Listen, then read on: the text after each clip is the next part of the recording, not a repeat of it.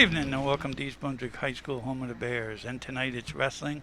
I'm Frank Noppenberger, your host, and I'm joined by a graduate of 2013 Bears. He was a wrestler for the Bears.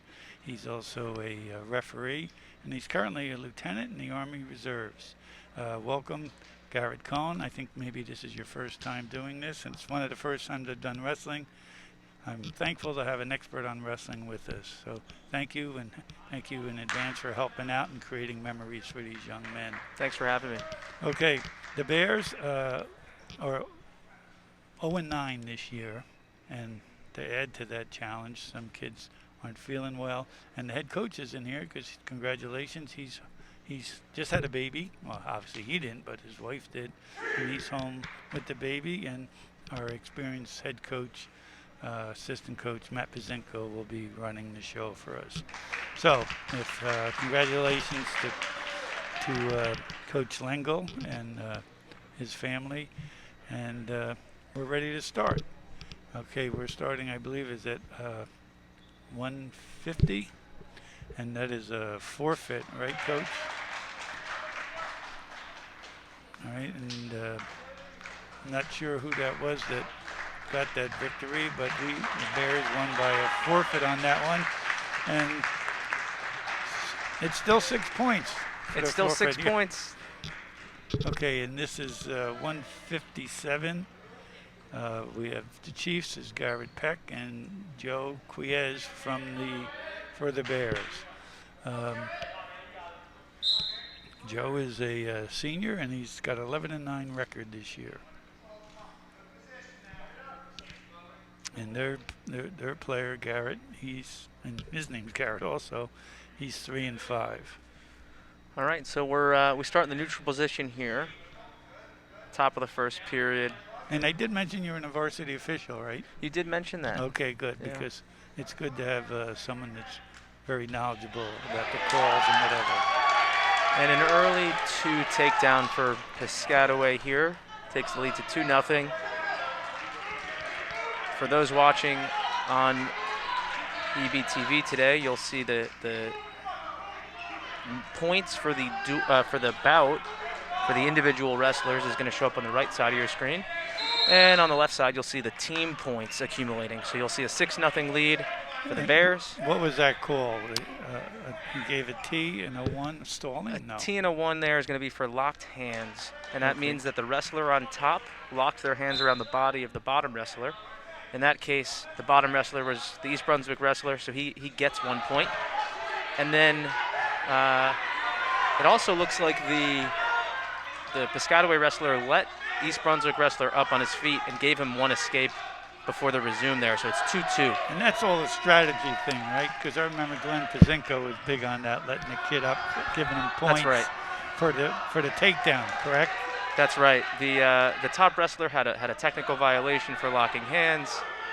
And he knew he could take him down quickly, so he took advantage of that and tried to take him down again. So during that conversation, we saw another takedown by Piscataway with another escape for East Brunswick, followed by a takedown for East Brunswick. Wow, so you're good, man. You're good. You're on top of this. A lot of points. A lot of points back and forth, and at the result of that, we end up with a 5-4 lead for East Brunswick. And we're only in the first period. That's right. So we got 20 seconds left here in the first period. East Brunswick wrestler on top. And he's going to try to ride him out here for the rest of the period so he can finish with a lead going into the second period. Okay. I know this, but for the audience, tell me who determines who's on top and bottom for the first bout, second, third. Sure. So at the beginning of the match, you may have seen the official took the captains to the center. And what they were doing is they were determining who would get choice for each bout. And the way that works is it alternates. So it's an odd, there's 14 bouts tonight, and they're going to alternate between odd and even bouts. In this case, it happens to be a bout that belongs to East Brunswick. So the East Brunswick wrestler got choice, and he chose neutral. And is there an advantage one way or the other? There is, because especially in a world where there's forfeits, you're not going to get choice for a match that has forfeits. So you want to take advantage of that. So that way you're using your choice for wrestlers that you want to that you want to leverage. Good point. Good point. So we've got a neutral position here. Piscataway in on a takedown, but unable to finish and follow through. East Brunswick sprawling and trying to get out of that, trying to avoid the takedown. So you're seeing the wrestlers kind of fight for control here, but no control is given. Okay, Garrett. Now you've wrestled and you refereed. Here's what I don't understand. You got 100 people in the bleachers screaming, 20 people on either side of the mat, coaches screaming. Can the wrestler hear what they're saying?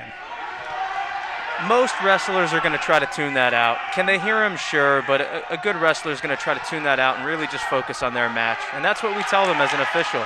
Go out there and focus on your match. And we got 2 here for East Brunswick. That 2 takedown. Is that a takedown? That's gonna be a takedown, and that extends the East Brunswick lead to 7-4.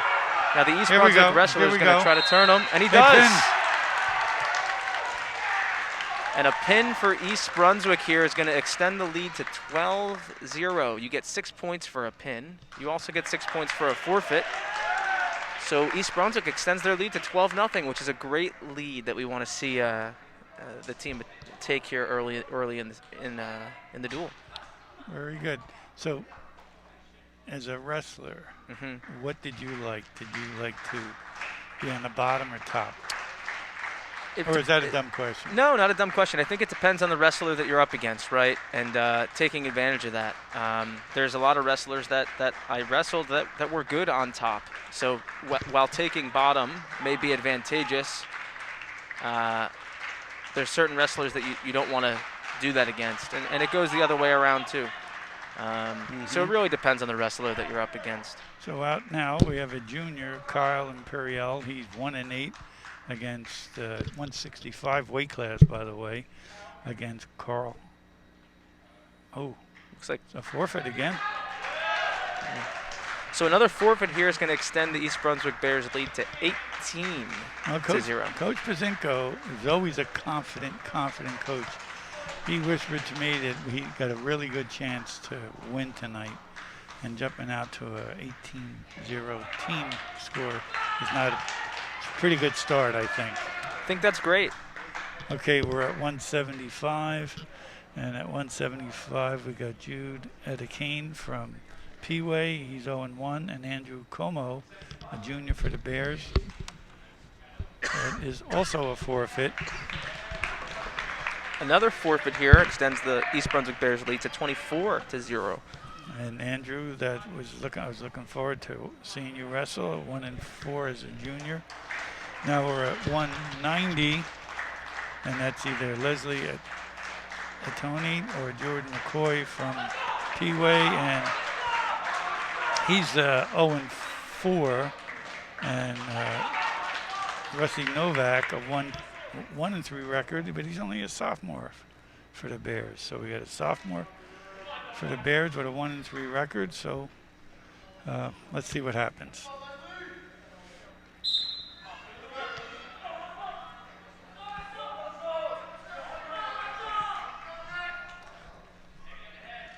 So like any first period, the wrestlers are always going to start on their feet here. East Brunswick Bears, Novak in on a takedown. Can he finish?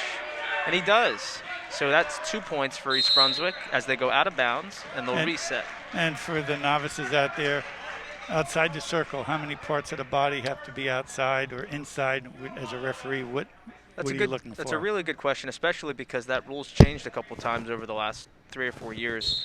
What the official's looking for is 2 supporting points of either wrestler in bounds. And what that means is on or within the circle. East Brunswick wrestler with a quick turn and a pin. A pin here at 190 pounds extends the East Brunswick Bears lead to 30-0.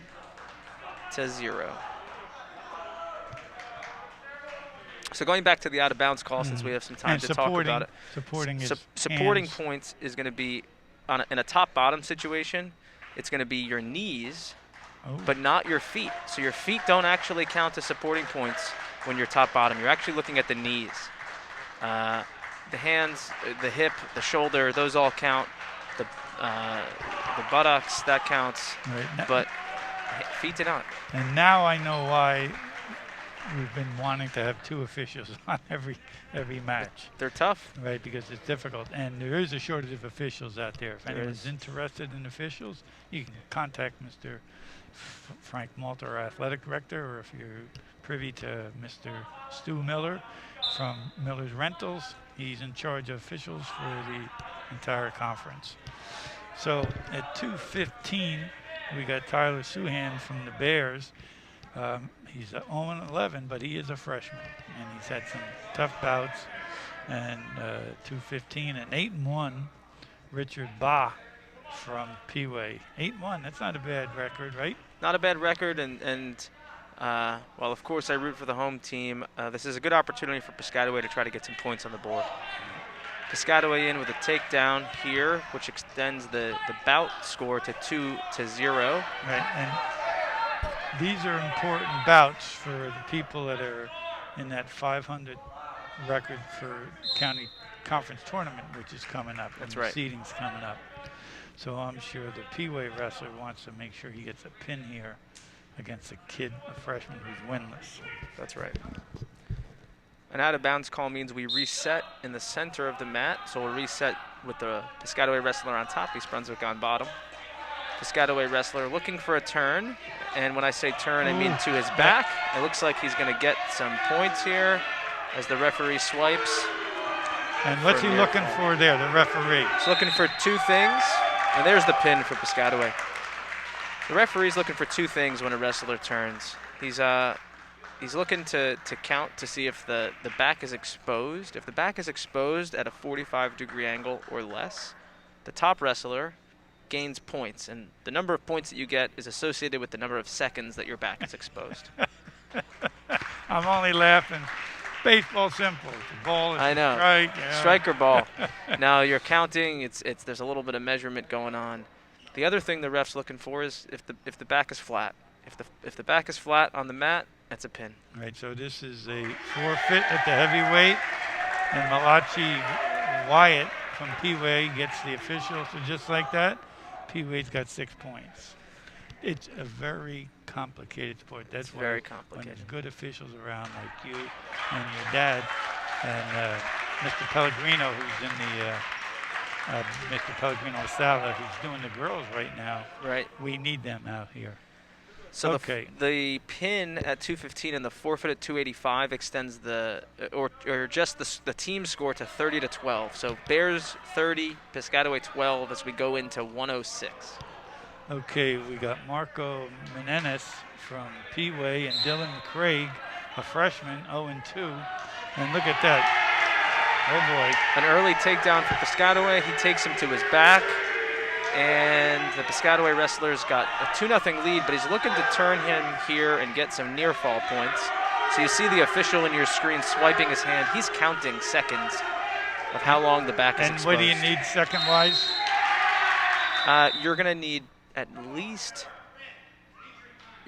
least 2 seconds to get 2 points, and you're going to need 5 seconds to get 3 points. What you saw here was that in the process of being turned to his back, the East Brunswick kid appears to potentially have been injured. Because of that, you actually get an additional point on that near fall points I was talking about. So instead of getting 3 points, the Piscataway wrestler gets 4 points because the East Brunswick wrestler was in danger of getting pinned, but he also called out. By calling out, they remove themselves from the situation. He gets a bonus point. And calling out is the person who's in danger, winning or losing. You call out because you're hurt. You're hurt, yeah, and because of that, Piscataway wrestler gets awarded an extra point. So, listen, that's the toughness of wrestling that kind of comes with it. But listen, there's a balance to find as well, right? The safety of our wrestlers is the most important thing. Right. I mean, it's. So we'll cut injury time, return to the center, and it'll be a 6-0 lead for the Piscataway wrestler here at 106 pounds. That was 2 takedown with 4 near fall, so 6-0. So we go from like 215 to 106. That's amazing. Crazy. Piscataway wrestler is going to look for another turn, and instead he gets a pin. Well, Dylan, all we can say is you tried. Dylan, I congratulate you. It's a tough season for the Bears. The wrestling practices, to me, are the toughest and most grueling. And you've been here at every practice, and you're still wrestling, and you went out there, and you're competing, and that's what all we can ask for right now. You're dealing with this controversy. So I congratulate you and your parents for your mental toughness and commitment. Okay, now we're at 113. From the Bears, we got Siri Desari, 0-1, a senior. And P-Way is AJ Prasad, and he's also 1-3. Going into this bout here with the pin in the last match, our score goes to 30-18. So Bears with a 30-18 lead.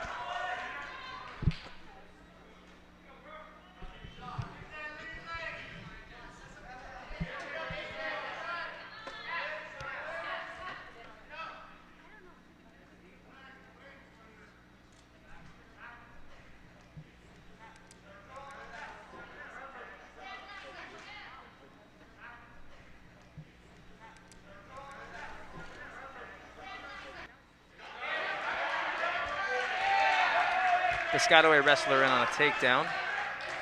Okay. 2-0 lead. In this situation, the East Brunswick wrestler is trying to get up and escape, while the Piscataway wrestler is going to try to turn the East Brunswick wrestler to their back. Boy, that's got to hurt when you get slammed like that. Thank goodness we have a mat there, you know.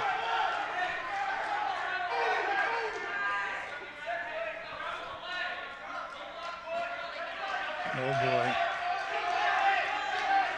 And we have a good angle here, so you can see that no additional points are being earned because the East Brunswick wrestler is vertical. Now that they've passed that 45-degree threshold, points can get earned. That's a great camera work up there by our camera crew. Good job on the screen. A pin here for Piscataway closes the gap, brings us to a team score of 30-24. Just like that. Just like that. Right? I think there's a forfeit here at 120. Yeah, I think the P-Way's going to forfeit, and Aiden Sampson Huggins is going to get the win for the Bears. He's having a good year. He's 11-3. He's a sophomore. I'm sure he would rather wrestle than get the forfeit, because at this stage of sophomore, you want to wrestle as much as you can. You think, right? Yeah, especially with COVID, that's the cherry on top. But we really want to get these wrestlers as many matches as possible, get the experience. Especially, listen, as an 0-9 team, you know, there's no expectation for this season that you're going to go out and win tournaments or win every single duel. So it's really about getting those repetitions in. Getting good matches in. I think that's Connor Zamoy, because I know it's not Vinny LaRocca. This may be Vinny up at 132, so he may be probably moved up. Because of the forfeit for Piscataway, they may be bumping him up to the above weight class. I'm pretty sure that's Vinny, and he's wrestling. Vinny is 4-6. And Brian, that's a good bout. He's 5-2. This could be for some seeding in the conference tournament.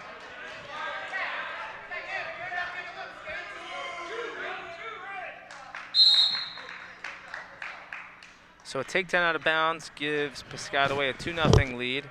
Our team score is 42-24. And that extension for the Bears was a result of those forfeits. Garrett, the 6-pound weight difference as a wrestler, and I'm sure you moved up and down and wrestled people up and down. Can you feel that difference out there? Absolutely. Really? Yeah, especially when you get used to wrestling opponents in the same weight class as you, the day or the week that you get bumped up, you feel that, you know. It comes with more than just weight, but it comes with strength and so much more. Did Vinny just flip himself into a bed? Looks like he might have, and a pin here for Piscataway closes the gap again. 42-30 now for Piscataway.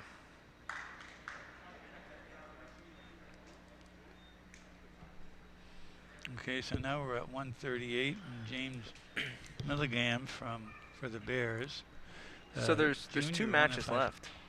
Oh my goodness. James is 1 and 5, and he's going against no matches. And this is Daniel Ramirez's first bout. So I would think the Bears got an advantage here because, like you just said, there's 2 left. And what the Chiefs need here, if they want to have. Oh, here comes the math in you. Here comes the Army in there right here. You got this figured out already. The Chiefs only have one way of winning right now, the dual meet, and that's if they get 6 points at both of the remaining matches. Right. Because that would bring them to 42-42, and then we'd have to check the rule book on tiebreakers. But that's their shot because there's 2 bouts remaining. And Matt Pazinko knows these rule books. He knows. Oh my God. He's got this figured out. He's got this figured out. Here we go. Bears. East Brunswick got 2 takedown. Is that a headlock? It's a legal headlock. And he's looking for additional bonus points here. What's he got to do? Is his arm too high? No, he's good here in terms of the headlock, but what he's not pinning the opponent quite yet. So he's probably got some near fall points waiting to be awarded to him. But if he wants to look for the pin, he's going to want to try to elevate that elbow, lift the head up, and really drive the shoulders of the Piscataway wrestler to the mat. Wow, that's a lot of information you're giving there, bud. And imagine being out there on the mat trying to do it, you know? And then a parent yelling at you. And then your dad's yelling at you, and your coach is yelling at you. And saying, get your head out. And the kid's saying, like, what do you think I'm trying to do? I'm trying. Got 48 seconds. A win here for this match will secure the win against Piscataway for East Brunswick. East Brunswick's going to get 3 points for that whole situation you just saw there with the back exposed. So that's going to bring it to 5 points for East Brunswick. And an escape for Piscataway brings it to 5-1. So it's 5-1 for this bout. Even if the Bears, and every match so far has been a pin or a forfeit. Correct. Even if the Bears win 3, they get 3. Even if the Bears lose here, as long as it's anything but a pin, they're okay. But it looks like East Brunswick is gonna get some additional points at the buzzer. So we get an additional 2 takedown, followed by what looks like will be. I'm waiting to see if they're going to put up some additional near fall points. That's what they're talking about. As he's doing that, give us the major points. There's 3 points. Go ahead. Give them to us, please. Sure. So in terms of team points, we spoke a lot tonight about the 6 points for a pin or for a forfeit. But you get 5 points if you win by 15 points. You get 4 points if you win by 8 points or anything between 8 and 14. Right. And then 7 or less, you get 3 points. So that's how it cascades down. Right. So what we saw here in this intermission was head coach Matt Pazinko brought the official over to the table just to discuss the bout score. And he was looking for 2 additional points, and he got it. And that was for the near fall points at the end of the last period. So it's going to be a 9-1 lead going into the second period. Like I told you, Matt knows his rules.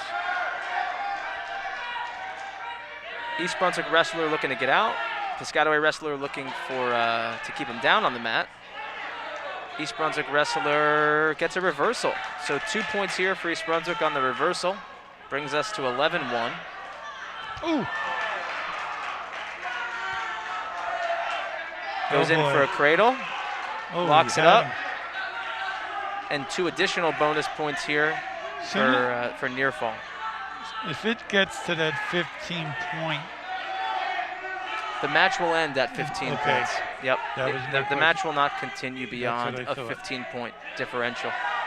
So we've got a 12-point lead here for East Brunswick.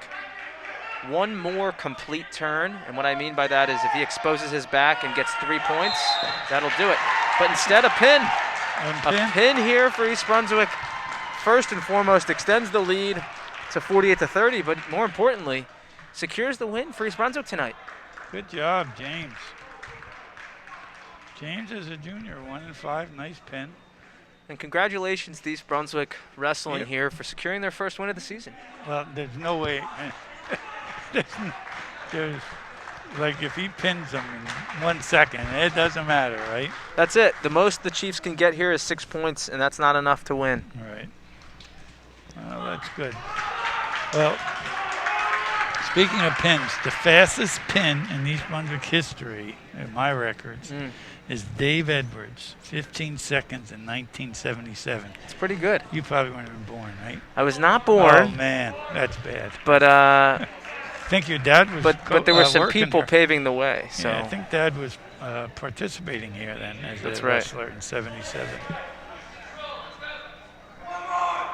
Okay, this is like Garrett said, the last match of the day, and it's Kyle Imperial. He's 1-8. He's a junior for the Bears, and Carlos Baez is 4-5 for Peeway. So it should be a good bout.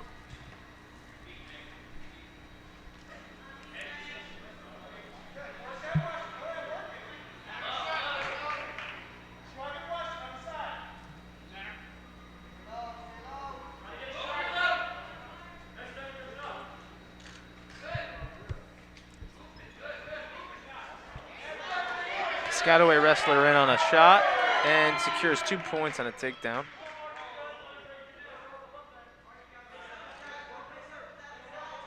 Now wrestling near the edge of the mat, the official's looking for 2 knees in bounds, and we go out of bounds. We'll reset in the center of the mat. East Brunswick wrestler will be on bottom, Piscataway wrestler on top.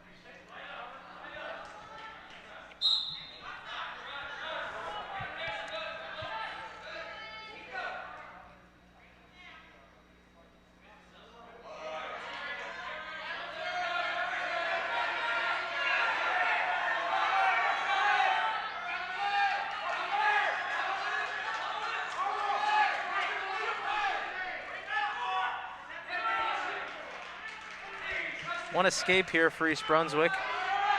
Puts us at 2-1. Piscataway wrestler in on a takedown, or in on a shot rather quickly. And the official awarded 2. So we got a 2 takedown for Piscataway. Oh boy. And there's the pin for Piscataway. The pin there for Piscataway brings our final score 48 for the Bears, 36 for the Chiefs. Well, congratulations to the Bears for their first win. Garrett, I really want to thank you for coming out and helping. You added a completely different dimension to these broadcasts. You're well-versed as a coach, official. I volunteer you to do more of these matches. Well, thanks for having me. I appreciate it. That would be Dave and Pags, but you certainly made my work day here much easier because you took the ball and you ran with it. So good luck to you in your future in the Army Reserves, Lieutenant Garrett. And to the Bears, congratulations on your first win. Good luck to the wrestlers in the upcoming season. Congratulations, Joe Lengel, on your new family, and to Coach Pazinko. I think that puts you over the 100 and that may be your 102nd win or 101st win, Matt Pazinko. But that would be with an asterisk because we don't know who gets the record on that. Yeah, we'll have to check that out. Yeah, we have to check it out. But Garrett, well, thank you very much. It was a pleasure seeing you again. I loved watching your career. Good luck to you. Be safe. And as we always conclude the program, thank you for watching, and go Bears.